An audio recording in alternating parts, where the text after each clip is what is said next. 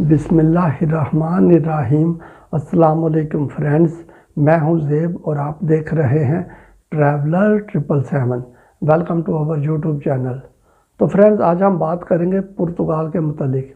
यानी जब आप पुर्तगाल में आते हैं, आपने डॉक्यूमेंटेशन का प्रोसेस कंप्लीट करना है, तो उसके लिए यानी कि आपको कौन कौन सी परेशानियों का सामना करना पड़ता है। उसके अलावा जब आप पुर्तगाल में आते हैं तो फिर आप जो है किस तरह से पुर्तगाल में अपने आप को सेटल डाउन कर सकते हैं। नो डाउट कि आपको स्ट्रगल करना पड़ती है, और ये सिर्फ पुर्तगाल में नहीं है फ्रेंड्स।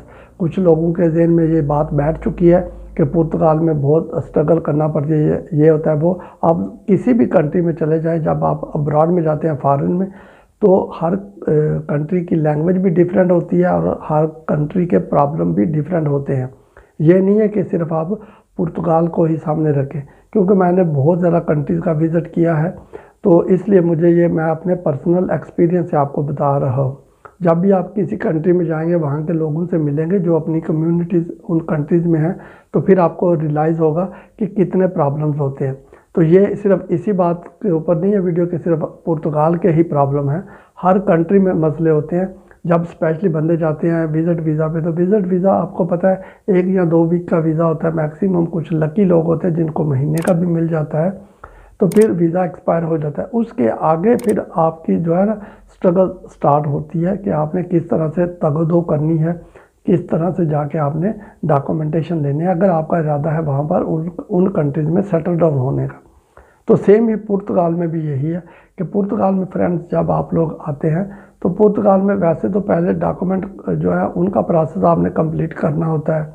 जब आपको डॉक्यूमेंट्स यानी कि एंट्री जब आपकी लीगल होती है पुर्तगाल में या शेंजन के किसी भी कंट्री में, तो फिर उसके अलावा जब आपका वीज़ा वैलिड होता है, तो फिर आप ट्रेन से, बस से, यानी कि या प्लेन से, किसी भी तरीके से आप पुर्तगाल में आ जाएं, तो वो बोर्डिंग पास आपके पास होता है, तो वही आपकी लीगल एंट्री कंसीडर की जाती है। उसके अलावा क्योंकि एंट्री तो आपकी लीगल होगी, फिर आपने जो भी आपके दोस्त हैं जिनके पास जाके आपने रहना है, तो बेहतर है एक दिन एटलीस्ट आप किसी हॉस्टल में रह लें, एक नाइट वहाँ पे गुजार लें, तो फिर आपको होटल का जो बिल है वो मिल जाएगा, तो प्रूफ ये और भी स्ट्रांग हो जाता है। लेकिन यहाँ पे ये बात है कि अगर आप होटल में नहीं रुकते, ये भी मैं आपको वाज़ह करता चलूँ, तो भी परेशानी वाली बात नहीं है, क्योंकि काफ़ी ज़्यादा लोग जो है वो ये कहते हैं कि फ़लाँ बंदे ने बोला कि आपने होटल में लाजमी रुकना है। अगर आप नहीं भी रुकते तो भी कोई प्रॉब्लम नहीं है। फिर ये होता है कि आप ये बता देना सेफ को कि मेरा दोस्त था, अजीज़ था, जिसके पास मैं गया था, रुका था, ये और ये बोर्डिंग पास जो है वो आपने संभाल के रखने।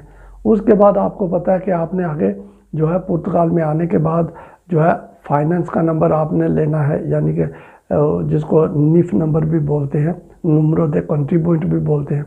उसके अलावा आपने जो है सिक्योरेंसा सोशल का नंबर लेना है, जिसको इंग्लिश में सोशल सिक्योरिटी बोलते हैं। वो लेने के बाद फ्रेंड्स आपकी तो मौजें हो जाएंगी, क्योंकि आपको तो 2 नंबर मिल गए, लीगल हो गए ना पुर्तगाल में। फिर उसके अलावा आपने कॉन्ट्रैक्ट करना है हासिल।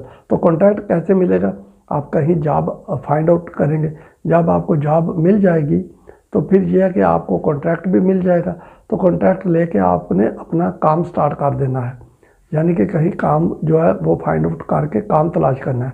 अब यह है कि अगर नहीं मिलती जॉब आपको, तो फिर आप किसी से रिक्वेस्ट करेंगे, कॉन्ट्रैक्ट लेंगे, जो भी है वो आपको समझ आ जाएगी जब आप पुर्तगाल में आएंगे।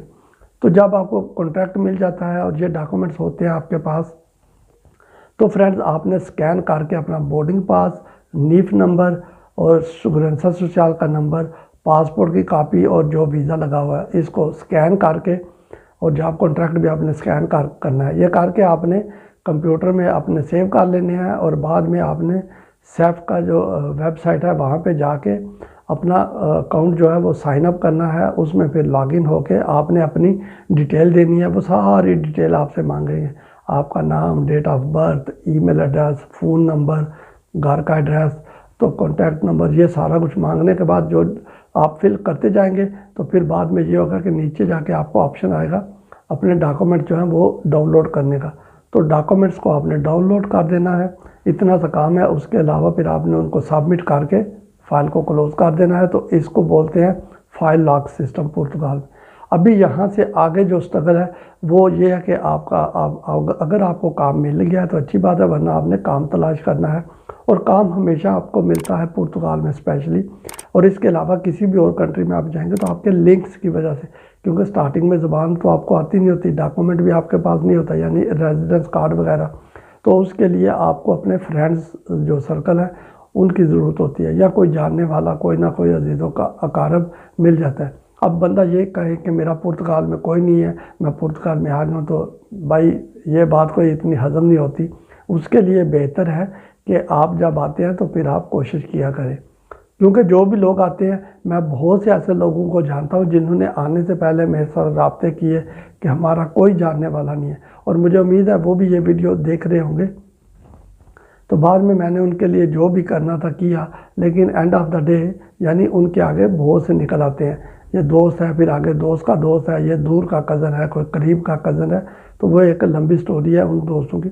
लेकिन ये है कि हो जाता है। तो फिर आपने फ्रेंड्स अपने, अगर नहीं है काम तो आपके जो दोस्त या अजीज़ कारब होंगे वो आपके लिए कोशिश करेंगे, काम मिल जाएगा।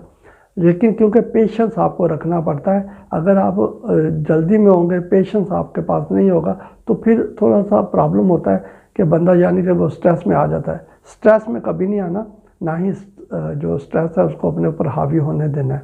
तो आप कोशिश करें, इंशाअल्लाह ताला आपका काम हो जाएगा।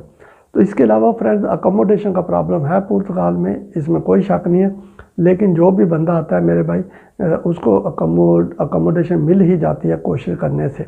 ये नहीं होता कि कोई गलियों में जाके सोए, इस तरह नहीं होता। हाँ, थोड़ी सी टेंशन होती है स्टार्टिंग में उसको अकोमोडेशन की, लेकिन अकोमोडेशन मिल जाती है। तो फिर शेयरिंग में ही आपने रहना होता है, क्योंकि स्टार्टिंग में आप रूम तो अफोर्ड कर नहीं पाएंगे, ना ही घर, तो इसलिए तो फिर यह शेयरिंग में रहेंगे तो क्या बोलते हैं कि शेयरिंग में ही केयरिंग है, उसी में आपके पैसे भी बचेंगे, आपके जो भी यानी कि अखराजात होंगे वो डिवाइड हो जाएंगे, यानी कि रूम का किराया, खाने पीना, बिजली बिल, इंटरनेट वगैरह, ये सारी चीज़ें आपकी डिवाइड हो जाती हैं, और डिवाइड होने से आपकी बचत हो जाती है। तो बाद में जब आप कुछ अरसे के बाद यानी कि जब आप समझेंगे कि आप स्टेबल हो चुके हैं, तो फिर आप चाहे तो रूम सेपरेट ले लें, या अगर आप घर अफोर्ड कर सकते हैं तो घर ले लें। तो ये फ्रेंड्स ये चीज़ें हैं, इन चीज़ों को आप मद्देनज़र रख के पुर्तगाल में आइएगा, क्योंकि जब पुर्तगाल में आएंगे तो ये चीज़ें आपने फेस करनी है। तो फ्रेंड्स इसके अलावा ये है कि ये छोटी सी वीडियो है, इन्फॉर्मेटिव है, आपके लिए बड़ी हेल्पफुल होगी उम्मीद करता हूँ। Stay tune. अगर वीडियो अच्छी लगे तो चैनल को सब्सक्राइब कीजिएगा, वीडियो को लाइक और शेयर कीजिएगा। फिर मिलेंगे। Take care. अल्लाह हाफिज़।